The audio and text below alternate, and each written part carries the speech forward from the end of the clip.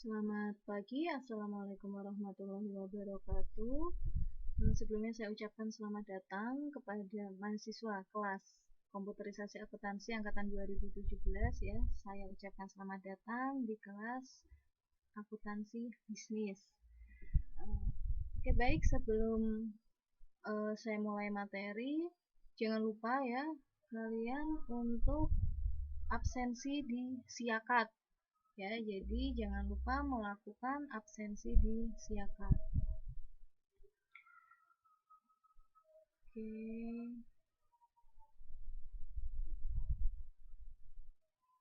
Oke, baik.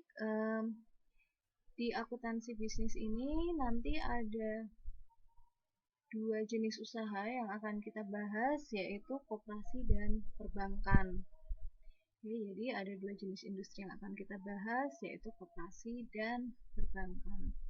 Oke, pertemuan pertama di sini kita akan membahas mengenai koperasi dan akuntansi koperasi.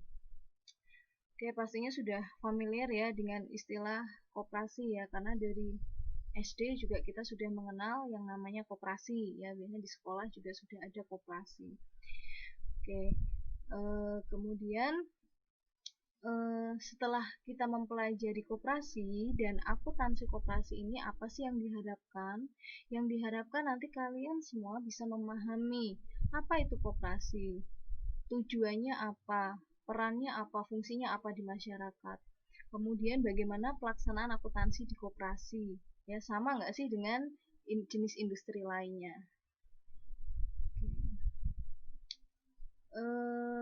Baik, saya akan masuk ke slide yang pertama.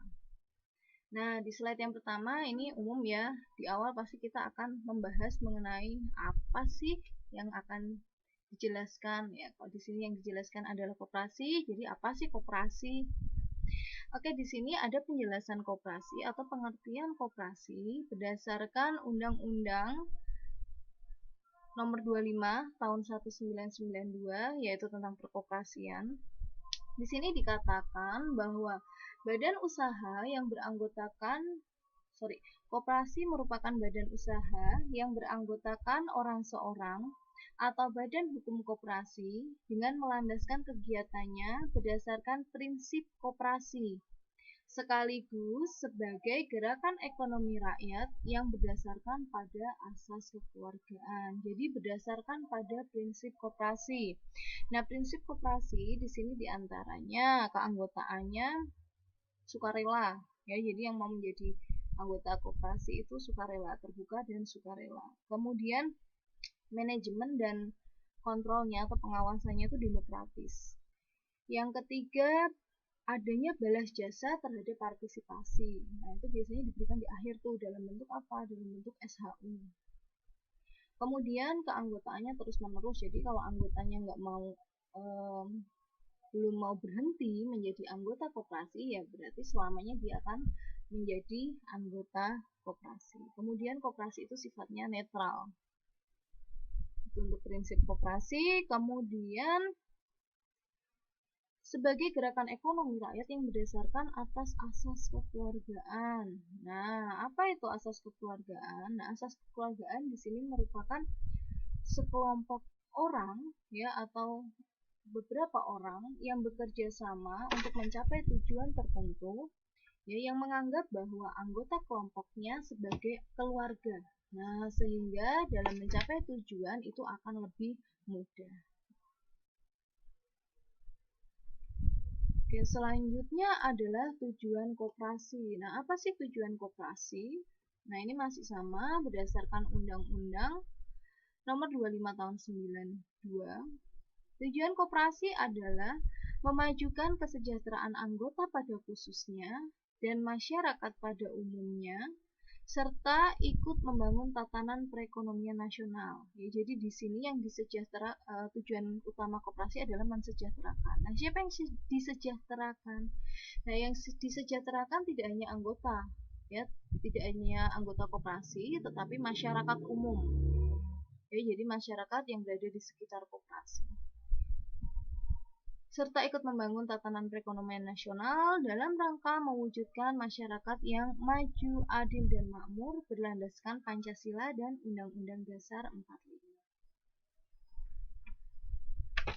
Oke, selanjutnya akan dibahas, naik ya. Nah, selanjutnya akan dibahas mengenai fungsi dan peran koperasi.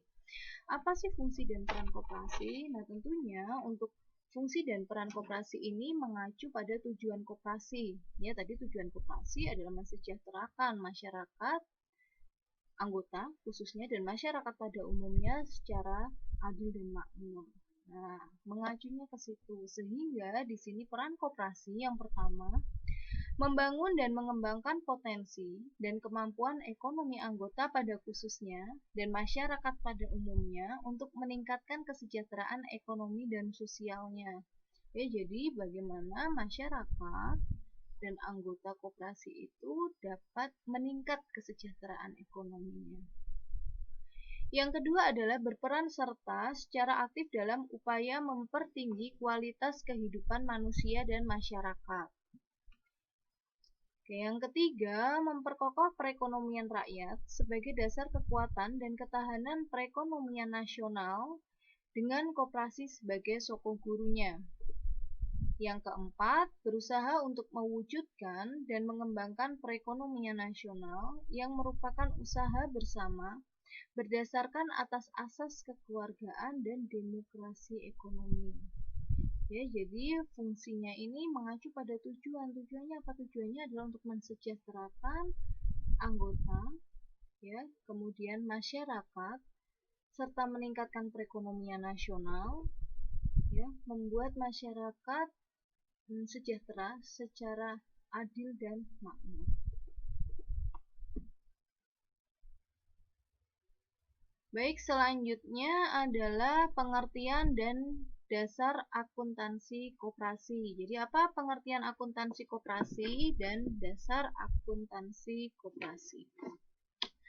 Oke, yang pertama, pengertian akuntansi koperasi. Oke, di sini dikatakan akuntansi koperasi sebagai sistem pencatatan sistematis yang mencerminkan pengelolaan koperasi yang transparan dan bertanggung jawab sesuai dengan nilai, norma, dan prinsip koperasi. Oke, di sini dikatakan sistem pencatatan yang sistematis. Nah, ini untuk sistem pencatatan yang sistematis sama dengan pengertian akuntansi pada umumnya. Yaitu pencatatan yang sistematis di sini berarti ada proses mencatat, proses meringkas, ya, proses menganalisis, melaporkan data atas transaksi keuangan kepada pihak yang membutuhkan atau yang memerlukan. Oke, proses pencatatan atau recording, nah itu berarti proses kita melakukan penjurnalan. Kemudian meringkas berarti memasukkan ke dalam buku besar dan melaporkan dalam bentuk laporan keuangan. Sesuai dengan nilai, norma, dan prinsip koperasi. Nah, tadi sesuai dengan prinsip koperasi. Prinsip koperasi apa? Tadi keanggotaannya terbuka dan sukarela. Kemudian manajemen dan kontrolnya itu demokratis. Nah, berarti di sini anggotanya bisa berperan serta atau bisa turut mengawasi proses manajemen. Kemudian adanya balas jasa terhadap partisipasi anggota. Kemudian keanggotaannya terus-menerus dan netral. Selanjutnya adalah standar akuntansi keuangan. Koperasi termasuk dalam entitas tanpa akuntabilitas publik, maka memperlakukan akuntansi koperasi dengan SAK etap. Nah, jadi koperasi tidak perlu maksudnya tidak memerlukan akuntabilitas publik. Berarti di sini tidak memerlukan pertanggungjawaban ya kepada pihak yang sudah mengamanahkan ya. Jadi di sini akuntabilitas publik yaitu kewajiban untuk memberikan pertanggungjawaban, kemudian menyajikan dan melaporkan aktivitas ya kepada pihak tertentu ya. Pihak tertentunya siapa? Bisa ke pemerintah, bisa kepada stakeholder, bisa kepada pihak perbankan, pihak pajak, dan masyarakat luas. Nah, kemudian karena tidak memerlukan akuntabilitas publik, maka diberlakukanlah SAK etap atau standar akuntansi keuangan entitas tanpa akuntabilitas publik. Jadi SAK sendiri sebenarnya ada 4 ya. Yang pertama adalah SAK IFRS ya, atau SAK Standar Akuntansi Keuangan International Federation of Accountant ya. Nah, ini yang dipakai di bisnis-bisnis atau organisasi-organisasi umum ya, atau organisasi publik. Nah, kemudian ada SAK etap. Nah, ini SAK yang tidak memerlukan akuntabilitas publik. Kemudian ada SAK syariah, ya ini standar akuntansi keuangan yang digunakan pada industri syariah ya. Kemudian yang terakhir ada SAP ya, atau standar akuntansi pemerintah. Nah, ini adalah standar akuntansi yang digunakan dalam pemerintahan.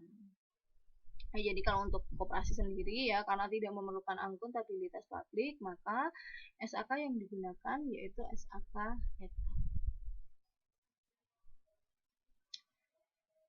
Selanjutnya, tujuan pedoman umum akuntansi koperasi. Apa sih tujuan pedoman akuntansi koperasi? Tujuannya yaitu menyediakan pedoman standar tentang penyajian laporan keuangan yang membantu pengurus mempercepat penyusunan laporan pertanggungjawaban keuangan. Jadi di sini menyajikan standar ya, atau acuan yang bisa digunakan oleh pengurus dalam menyusun laporan keuangan.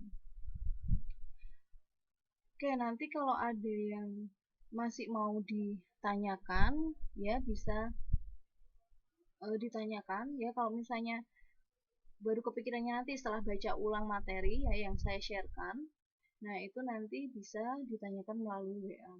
Oh ya, sebelumnya maaf belum saya sampaikan ya, tadi untuk materi sendiri sudah saya sharekan atau sudah saya share ke Mbak Eka ya, kelas pagi ya. Jadi untuk materi kalian bisa minta ke Mbak Eka. Kebetulan Mbak Eka kemarin menghubungi saya untuk meminta materi, jadi saya bagikan materinya melalui Mbak Eka. Nah, nanti kalau misalnya sampai kalian mau baca-baca lagi materinya, kemudian masih ada yang mau ditanyakan, nah silahkan ditanyakan.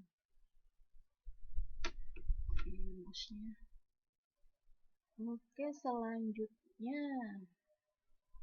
Nah, selanjutnya adalah karakteristik koperasi dan akuntansi koperasi. Nah, jadi apa sih karakteristik koperasi dan akuntansi koperasi? Oke, yang pertama adalah karakteristik koperasi. Di sini dikatakan karakteristik koperasi yaitu anggota koperasi memiliki identitas ganda, yaitu sebagai pemilik dan sekaligus pengguna jasa, ini harusnya pengguna jasa koperasi atau penguasa jasa koperasi. Oke lah. Nah, jadi untuk anggota koperasi, karakteristik utama koperasi ya ini di sini anggotanya ya, selain sebagai pemilik, dia juga sebagai pihak yang menggunakan jasa koperasi atau pihak yang memanfaatkan jasa koperasi ya. Jadi ya dia pemiliknya, ya dia yang memanfaatkan apa yang disediakan di koperasi tersebut ya. Kalau perusahaan kalau koperasi simpan pinjam berarti dia memanfaatkan layanan simpan pinjamnya, atau kalau koperasi yang menyediakan barang dagangan, nah berarti dia memanfaatkan dengan cara membeli barang dagangan yang ada di koperasi tersebut. Selanjutnya untuk akuntansi koperasi. Akuntansi koperasi mempunyai karakteristik yang berbeda dengan badan usaha lain. Pastinya ya, tadi juga sudah diungkapkan bahwa akuntansi koperasi yaitu proses pencatatan secara sistematis itunya sama ya, tapi di sini digunakan prinsip-prinsip dasar akuntansi ya. Jadi ada prinsip akuntansi yang digunakan. Oke, akuntansi koperasi mempunyai karakteristik yang berbeda dengan badan usaha lain. Perbedaan ini terlihat dari sumber permodalan dan susunan laporan keuangan. Oke, yang pertama perbedaannya terlihat dari sumber permodalan. Ya, Kalau koperasi sendiri sumber modalnya adalah dari simpanan anggotanya. Salah satunya ya, dari simpanan anggota. Simpanan apa? Simpanan wajib dan simpanan pokok. Nah, jadi simpanan anggota menjadi modal koperasi. Yang kedua apa? Yang kedua bisa dari hibah. Ya, modal koperasi berasal dari hibah. Kemudian yang ketiga, modal koperasi bisa berupa modal cadangan. Ya. Nah, itu salah satu atau tiga ya dari beberapa modal koperasi. Nah, ini berbeda dengan industri lain ya. Kalau industri lain ada modalnya berupa apa? Berupa modal saham ya atau modal pemilik. Nah, karena ini koperasi dimiliki beramai-ramai atau terdiri dari beberapa orang atau beberapa anggota, nah modalnya ditanggung oleh anggota tersebut dalam bentuk apa? Simpanan wajib dan simpanan pokok. Kemudian adanya perbedaan susunan laporan keuangan. Ya, adanya perbedaan susunan laporan keuangan. Nah, ini pasti karena yang pertama dari akun-akun yang digunakan itu juga untuk koperasi ada beberapa yang berbeda dengan jenis industri lainnya. Ya, kemudian untuk laporan laba rugi ya yang biasanya disajikan dalam badan usaha pada umumnya. Nah, kalau di koperasi di sini dalam bentuk laporan sisa usaha. Nah, itu juga perhitungannya nanti berbeda. Kemudian perubahan ekuitas yang lainnya sih sama ya, CLK, neraca, arus kas, sama cuma memang dalamnya atau dalam proses penyusunannya serta akun-akun yang digunakan ada perbedaan dengan industri pada umumnya atau badan usaha pada umumnya.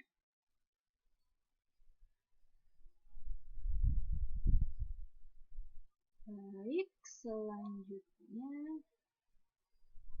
Oke, nah ini dibahas nih. Modal atau ekuitas koperasi. Nah, ini dasarnya apa? Dasarnya adalah Peraturan Menteri Koperasi dan UKM Nomor 4, Peraturan Menteri Koperasi dan UKM Nomor 7 Tahun 2012. Oke, di sini untuk ekuitas atau modal koperasi memiliki ciri khusus. Yang pertama adalah berasal dari anggota. Nah, tadi sudah saya sampaikan di awal ya, salah satu modal atau ekuitas koperasi ini berasal dari simpanan anggota, ya, berasal dari anggotanya. Yang kedua adalah menanggung resiko dan berpendapatan tidak tetap. Yang ketiga, tidak dapat dipindah tangankan ya. Jadi untuk modal anggota ya, jadi misalnya nih si A menjadi anggota di salah satu koperasi, punya modal nih dalam bentuk simpanan pokok dan simpanan wajib. Kemudian si A ingin udah saya alihkan ke si B nih. Ini nanti digantikan oleh si B. Nah, itu nggak bisa. Ya, jadi kalau untuk koperasi si A ini tadi harus mengundurkan diri dulu dari keanggotaan. Nah, baru si B, nah itu menjadi anggota baru koperasi. Ya, jadi untuk modalnya tidak dapat dialihkan atau dipindah tangankan. Baik, selanjutnya ekuitas koperasi terdiri dari yang pertama adalah modal anggota yang berbentuk simpanan pokok dan simpanan wajib ya. Jadi untuk modal koperasi terdiri dari simpanan pokok dan simpanan wajib serta simpanan lainnya. Nah, simpanan lain ini bukan simpanan sukarela ya, karena umumnya kalau di koperasi kan kita sebutnya simpanannya apa aja, simpanan pokok, wajib, sukarela. Nah, untuk simpanan sukarela ini bukan merupakan ekuitas atau modal ya. Jadi untuk simpanan sukarela ini masuk ke dalam kategori kewajiban ya atau liabilitas. Jadi untuk ekuitas itu hanya simpanan pokok dan simpanan wajib. Selanjutnya ekuitas yang kedua adalah hibah ya atau sumbangan. Yang ketiga adalah modal cadangan ya. Jadi nanti akan kita bahas di pertemuan selanjutnya ya. Jadi koperasi nanti akan mencadangkan dana-dana ya. Nah, itu menjadi modal cadangan. Kemudian yang keempat adalah SHU tahun berjalan. Nah, itu menjadi ekuitas dari koperasi.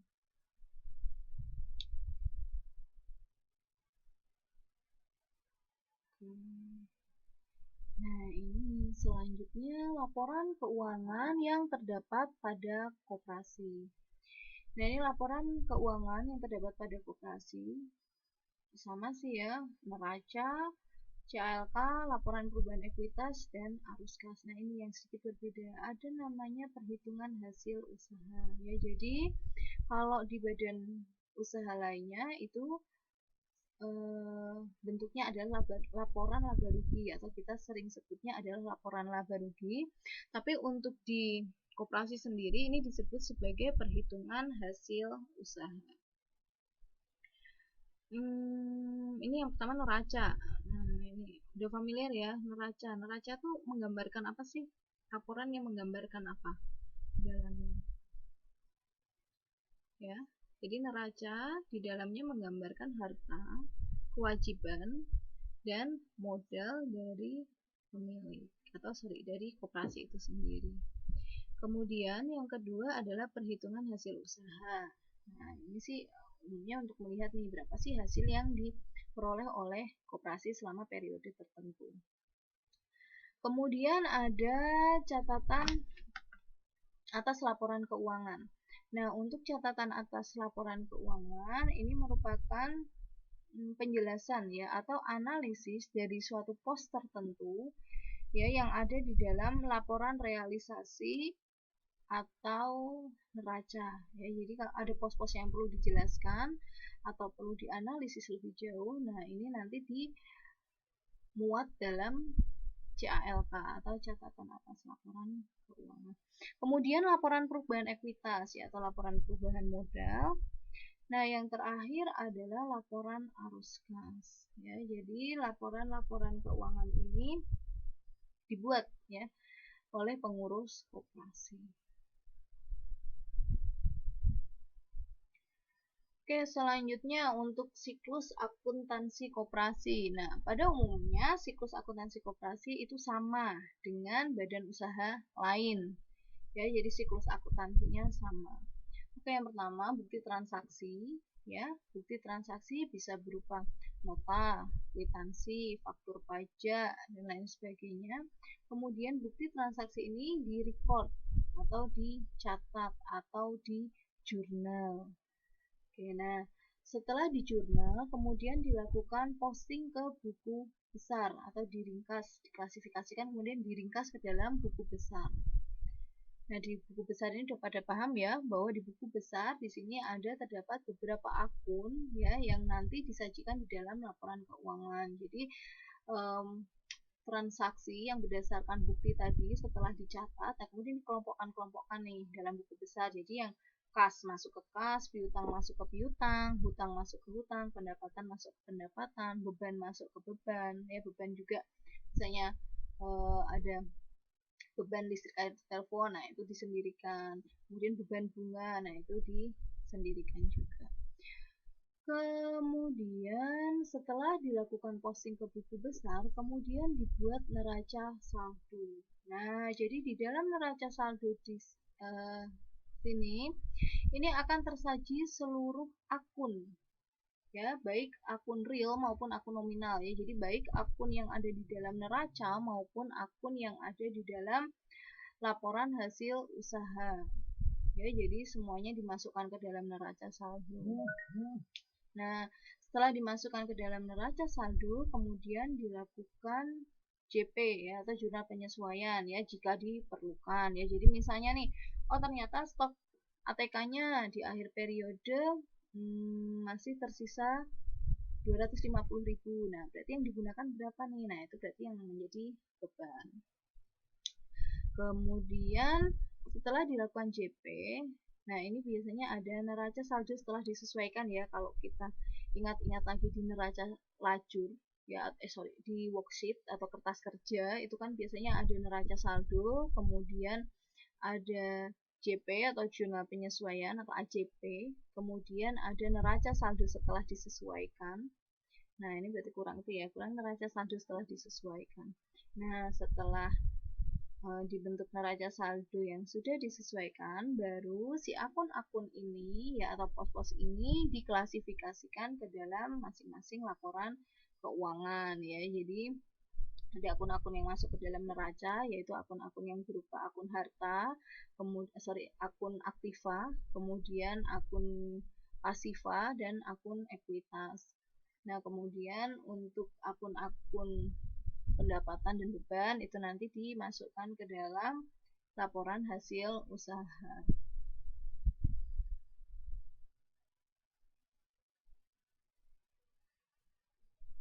Oke, kalau untuk siklus akuntansi ini juga sudah sangat familiar lah, sudah melotok istilahnya ya pasti ya. Oke, selanjutnya kita masuk ke transaksi koperasi.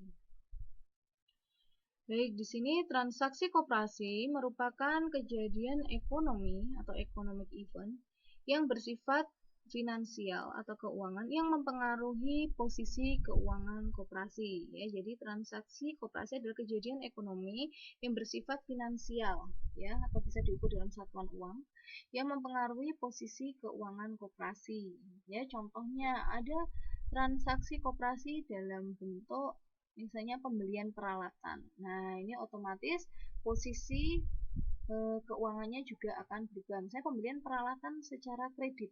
Nah, berarti di sini akan mempengaruhi posisi aktiva dan pasiva. Ya, di sini aktivanya apa? Aktivanya berarti dalam bentuk peralatan dia akan naik, ya, dia akan meningkat. Nah, sedangkan di sisi pasiva, ya, hutang dagang ya atau hutang usaha itu juga akan naik. Gitu. Nah, itu juga akan berubah ya. Jadi misalnya yang tadinya hutangnya hanya 200, kemudian dia beli peralatan senilai 500, nah berarti di situ nanti hutangnya meningkat menjadi 700. Yang peralatannya tadi nggak ada, kemudian beli peralatan senilai 500, nah berarti posisi peralatannya ini juga akan naik menjadi 500. Nah, atau transaksi terkait dengan hutang ya. Jadi misalnya koperasi mendapatkan pinjaman dari bank. Nah, otomatis itu mempengaruhi posisi keuangan ya. Yang tadinya misalnya sisi aktiva atau sisi asetnya 10 juta, kemudian dapat pinjaman 5 juta. Nah, berarti di sini nanti sisi aset akan meningkat sebesar 5 juta atau menjadi 15 juta. Nah, sedangkan untuk sisi pasiva, ya, hutang bank yang tadinya misalnya liabilitasnya atau kewajibannya 1 juta ya menjadi 6 juta ya, karena tadi dapat pinjaman dari bank sebesar 5 juta. Oke, selanjutnya untuk jenis transaksi pada koperasi. Nah, jenis transaksi pada koperasi di sini ada 3 jenis. Ya, yang pertama adalah transaksi antara koperasi dengan anggotanya. Yang kedua, transaksi antara koperasi dengan non-anggotanya. Yang ketiga, transaksi khusus pada koperasi. Ya, jadi untuk transaksi khusus di sini misalnya koperasi menerima hibah ya dari anggota atau pihak lain. Nah, berarti ini ada misalnya dari pihak lain nih yang bukan anggota. Nah, berarti ini transaksi khusus ya, masuknya ke dalam transaksi khusus.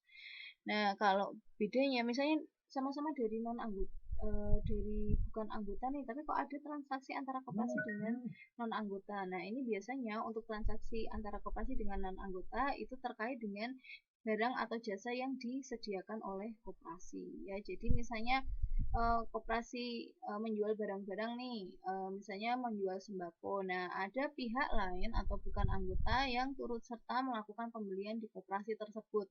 Nah, berarti itu masuk ke dalam kategori transaksi antara koperasi dengan non-anggota atau dengan bukan anggota. Nah, selanjutnya untuk transaksi antara koperasi dengan anggotanya, ini diantaranya ada transaksi setoran, ya. Nah, ini misalnya terkait dengan setoran modal atau setoran simpanan, tadi ada simpanan wajib, simpanan pokok, kemudian setoran lainnya. Kemudian transaksi pelayanan, nah ini terkait dengan pelayanan yang disediakan oleh koperasi, ya. Koperasi tersebut menyediakan jasa atau menjual barang.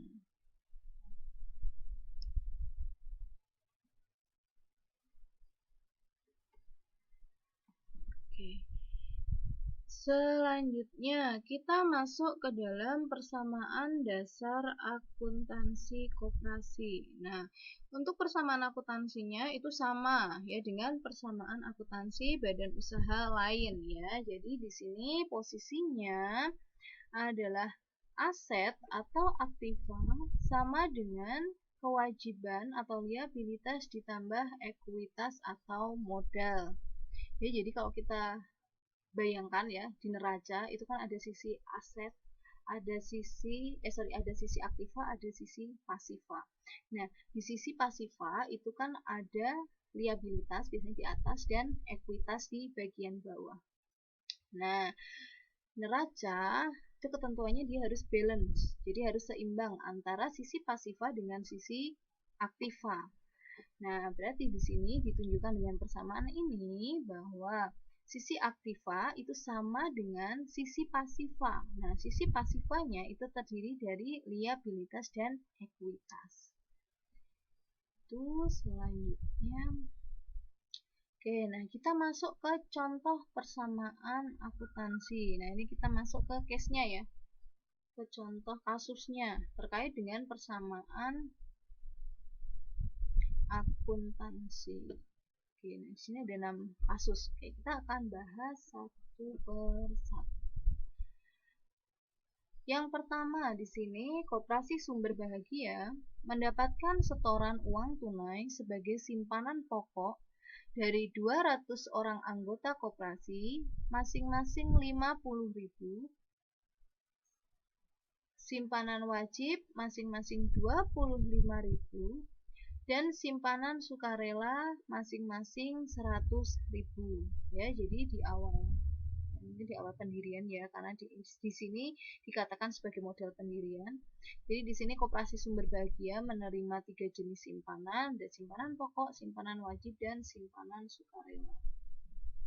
Oke, kita lihat bagaimana persamaan akuntansinya. Oke, kita lihat di sini untuk transaksi pertama ya. Tadi koperasi menerima simpanan pokok, simpanan wajib, dan simpanan sukarela. Ya, masing-masing anggotanya kalau tadi untuk simpanan pokok simpanan pokoknya 50.000 ya, berarti nanti 50.000 dikalikan 200 orang jadi 10 juta. Kemudian simpanan wajibnya 25.000 ya, ini berarti nanti 25.000 dikalikan 200 orang. Dan simpanan sukarela sebesar 100.000 ya, berarti di sini nanti juga sama 100.000 dikalikan 200 orang. Oke, nah di sini ya menerima simpanan ya, berarti menerima uang atau menerima cash. Nah, berarti di sini di sisi aktiva kas dari Koperasi Sumber Bahagia bertambah sebesar berapa? Sebesar 10 juta untuk simpanan pokok. Nah, ini untuk tabelnya dalam ribuan ya, karena kalau ditulis full 10 juta mah nggak cukup tabelnya, jadi saya sajikan dalam bentuk ribuan, cuman belum ada keterangannya ya ini ya. Nanti bisa ditambahkan sendiri ya, jadi di sini dalam bentuk dalam ribuan. 10 juta untuk simpanan pokok, kemudian 500.000 untuk simpanan wajib, dan 20.000 untuk simpanan sukarela. Nah, berarti di sini sisi aktiva koperasi bertambah sebesar dalam pos kas ya, bertambah sebesar 35.000. Oke, kita lihat dari sisi pasiva. Sisi pasiva ini berarti sisi liabilitas dan ekuitas. Kita lihat tadi simpanan pokok dan simpanan wajib ya bertambah karena simpanan pokok dan simpanan wajib menjadi modal, maka kita masukkan ke dalam kolom ekuitas ya, di sini 10.000 dan 10 juta dan 500.000. Kemudian untuk simpanan sukarela itu liabilitas ya, masuknya ke dalam hutang, ini hutangnya bertambah sebesar 20.000. Maka di sini sisi pasivanya ya menjadi 35.000. Dari sini ya 10.000 15.000 dari sisi ekuitas dan 20.000 dari liabilitas. Nah, berarti di sini balance ya atau seimbang antara sisi aktiva dengan sisi pasiva. Ya, sama-sama sebesar 35.000. Oke, persamaan yang kedua. Koperasi membeli peralatan kantor seharga 10 juta. Pembelian peralatan kantor ini 30%-nya dibayar secara tunai. Oke, jadi beli 10 juta, 30%-nya tunai atau cash. Berarti di sini yang dibayar tunai itu 3 juta ya. Sekitar 3 juta itu dibayar tunai. Nah, oke, kita lihat persamaannya di sini untuk poin 2. Oke, sisi aktiva. Sisi aktiva di sini karena ada yang dibayar tunai atau dibayar kas sebesar 3 juta, maka di sini kasnya berkurang sebesar 3 juta. Ya.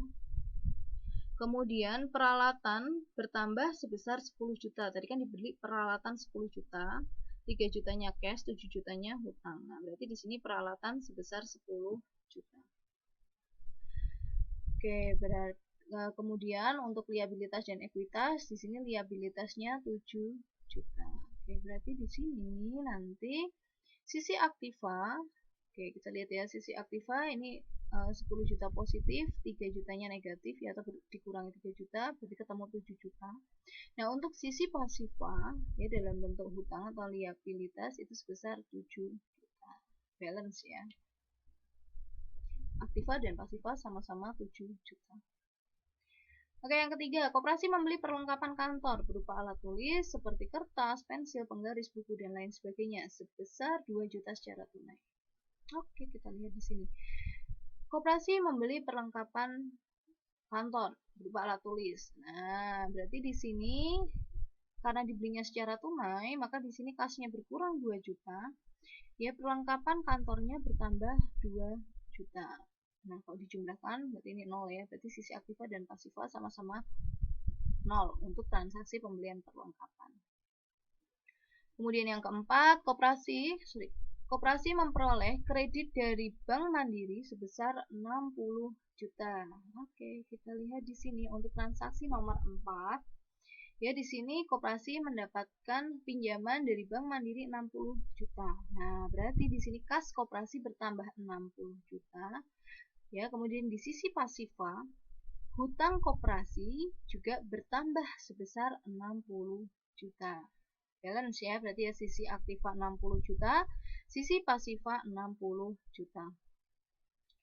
Kemudian poin 5, koperasi memberikan jasa servis kendaraan kepada anggota, diterima atau dibayar tunai 500.000 dan yang 300.000-nya belum dibayar. Nah, berarti di sini ada piutang.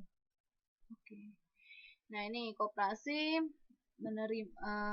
melayani servis atau memberikan servis. Nah, dibayar cash 500.000. Ya, berarti di sini kasnya bertambah 500.000 ya, poin 5. Kemudian aktivanya ya berupa piutang karena tadi masih kurang pembayarannya sebesar 300.000. Nah, berarti di sini sisi aktiva dijumlahkan sebesar 800.000. Nah, kemudian sisi pasifanya bagaimana? Nah, sisi pasifanya karena berkaitan dengan pendapatan dan pendapatan ya, dengan pendapatan itu nanti akan berhubungan atau mempengaruhi ekuitas atau perubahan ekuitas. Nah, maka di sini ada pendapatan bertambah sebesar 800.000. Nah, di sisi ekuitas ini bertambah 800.000. Oke, berarti di sini sudah balance ya, sisi aktiva 800.000, sisi pasifanya juga 800.000. Kemudian poin 6. Poin 6, koperasi membayar biaya listrik 300.000 dan telepon 200.000. Oke, kita lihat di sini. Biaya yang dikeluarkan berarti untuk telepon dan listrik itu 500.000 dibayar tunai. Nah, berarti di sini untuk sisi aktiva poskas ya di sini berkurang sebesar 500.000, sedangkan ekuitas ya, ekuitasnya ini juga berkurang sebesar 500.000 sebagai beban ya karena mempengaruhi laba kan nanti beban itu. Maka di sini berkurang sebesar 500.000. Kemudian balance ya, berarti ya di sini sisi aktivanya untuk transaksi nomor 60, sisi pasifanya juga 0. Oke, kemudian kita jumlahkan nih. Untuk sisi aktiva terdiri dari Kas 85.500.000, piutang 300.000, perlengkapan 2 juta, peralatan 10 juta. Totalnya 97.800.000. Kemudian untuk sisi pasifa. Nah, sisi pasifa di sini liabilitasnya 87.000, ekuitasnya 10.800.000. Nah, berarti di sini di total atau dijumlahkan sama ya, hasilnya 97.800.000. Nah, berarti di sini untuk persamaan akuntansi koperasi sumber bahagia sudah balance sebesar untuk sisi aktiva dan pasifa sebesar 97.800.000. Nah, untuk contoh persamaan akuntansi. Oke, selanjutnya kita masuk ke perkiraan atau akun. Oke, nah di sini perkiraan atau akun adalah daftar tempat mencatat perubahan aktiva, kewajiban, modal, pendapatan, dan beban dari transaksi keuangan. Ya, jadi di sini adalah tempat atau pos untuk mencatat perubahan atau mencatat transaksi keuangan. Ya, jadi akun-akun ya, pos-pos itu ya tadi ya, pos-pos atau tempat-tempat untuk mencatat transaksi keuangan. Kemudian, nah di sini ada beban aktiva, kewajiban, modal, pendapatan, dan beban ya. Jadi aktiva bisa berupa kas, bisa berupa piutang, peralatan, perlengkapan, kemudian kewajiban bisa berupa hutang usaha, kemudian hutang dagang, ya hutang bank dan lain sebagainya. Kemudian modal berupa simpanan wajib, simpanan pokok, tadi atau modal cadangan. Kemudian pendapatan tadi misalnya dari hasil partisipasi anggota ya, maupun non anggota sih bisa juga. Partisipasi anggota maupun non anggota ya, jadi memperoleh penghasilan ya dari pelayanan yang diberikan kepada anggota maupun non anggota. Kemudian beban, nah berarti ini biaya-biaya yang harus dibayar oleh koperasi. Jadi di case yang sebelumnya itu ada misalnya beban listrik, beban telepon, atau beban bunga dan lain sebagainya. Nah, selanjutnya tujuan penggunaan akun di sini adalah untuk mencatat data-data yang muncul akibat transaksi yang dilakukan koperasi dan yang menjadi dasar penyusunan laporan keuangan. Ya, jadi tujuannya adalah untuk mencatat data-data yang muncul akibat transaksi yang dilakukan koperasi dan menjadi dasar penyusunan keuangan. Ya, jadi tujuannya untuk mencatat transaksi. Ya, tadi ya sesuai dengan pengertiannya tadi ya, adalah pos atau tempat untuk mencatat transaksi yang terjadi dalam koperasi. Kemudian si akun-akun ini nanti akan dijadikan sebagai dasar penyusunan laporan keuangan.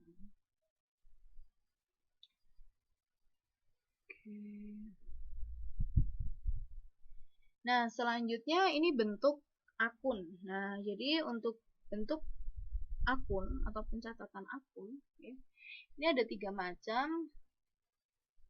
Di sini yang disajikan ya, ada 3 macam, ada akun T, akun 2 kolom, akun 4 kolom. Ya, jadi yang pertama adalah akun T. Nah, dikatakan akun T karena di sini bentuknya seperti huruf T ya. Jadi di sini atas sendiri di sini adalah nama akunnya.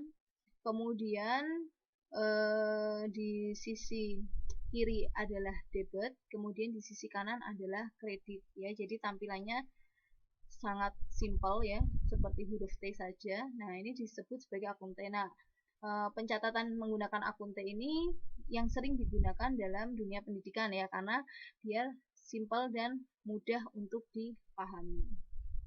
Intinya sih simpel ya, jadi pencatatan atau untuk melakukan latihan-latihan ya itu lebih cepat. Kemudian ada akun 2 kolom. Nah, di sini dikatakan sebagai akun 2 kolom. Nah, padahal kolomnya banyak ya kok dikatakan 2. Nah, dikatakan 2 ini ya. Satu untuk sisi debit, satu lagi untuk sisi kredit. Nah, jadi duanya itu debit dan kredit. Nah, jadi dikatakan sebagai akun 2 kolom. Selanjutnya akun 4 kolom. Nah, 4 kolom sama, yang dikatakan 4 kolom adalah sisi debit dan sisi kredit, ya ini untuk mencatat transaksinya. Kemudian ada kolom debit dan kredit untuk saldo. ya. Jadi untuk mencatat saldo ini masuknya ke dalam sisi yang sini, yang ketiga dan keempat. Maka akun ini ya, pencatatan dengan akun ini dikatakan pencatatan sebagai akun 4 kolom, yaitu 1, 2, 3, dan 4. Nah, selanjutnya adalah akun-akun yang digunakan dalam koperasi. Nah, akun-akun yang digunakan dalam koperasi, nah ini sudah dikelompokkan ke dalam jenisnya ya. Jadi aktiva, liabilitas, ekuitas, pendapatan, dan beban. Aktiva contohnya ada kas, piutang anggota, perlengkapan kantor, bisa peralatan kantor, dan lain sebagainya. Kemudian untuk liabilitas, di sini ada utang usaha, utang bank, simpanan sukarela. Nah, jangan lupa simpanan sukarela masuknya ke liabilitas atau kewajiban, dan dana-dana. Nah, dana ini adalah biasanya koperasi itu menyediakan dana, ya, dana-dana, misalnya dana untuk pengembangan kemampuan pengurus, ya, atau dana untuk kegiatan sosial. Nah, dana-dana ini selama belum disalurkan atau selama masih dipegang oleh pihak koperasi, nah itu menjadi hutang atau menjadi kewajiban atau liabilitas bagi koperasi. Selanjutnya adalah ekuitas. Nah, ekuitas di sini ada simpanan pokok, simpanan wajib, modal sumbangan, modal penyertaan dan cadangan. Kemudian pendapatan. Nah, untuk pendapatan di sini ada partisipasi bruto, partisipasi neto. Nah, yang disebut partisipasi adalah di sini pelayanan yang diterima oleh anggota, ya, sehingga menimbulkan penghasilan bagi koperasi, ya. Jadi misalnya koperasi penjualan, ya, koperasi menyediakan sembako nih, kemudian tadi si non anggota atau anggotanya beli. Nah, keaktifan anggota itu disebut sebagai partisipasi, atau proses pembeliannya itu disebut sebagai partisipasi. Ada partisipasi bruto, partisipasi neto, dan pendapatan dari non anggota.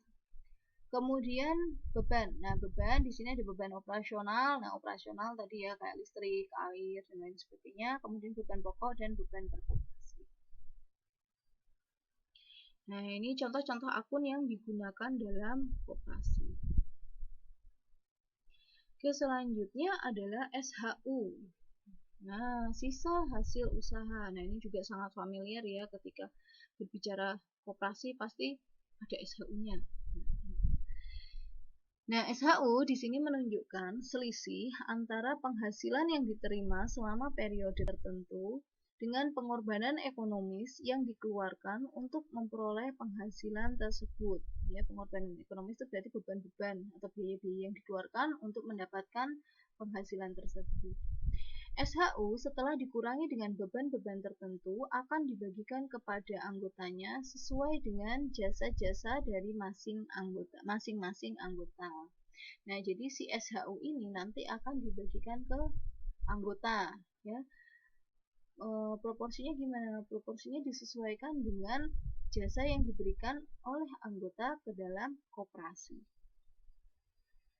Nah, ini jasa anggota diukur berdasarkan jumlah kontribusi masing-masing terhadap pembentukan SHU.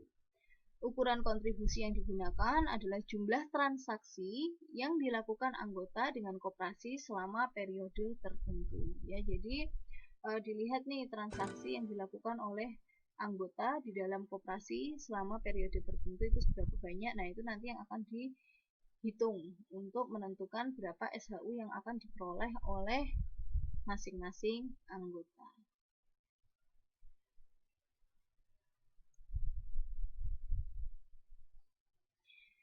Oke, nah selanjutnya pengelompokan akun. Nah, tadi yang akun-akun yang ada di dalam koperasi tadi ini akan dikelompokkan, ya.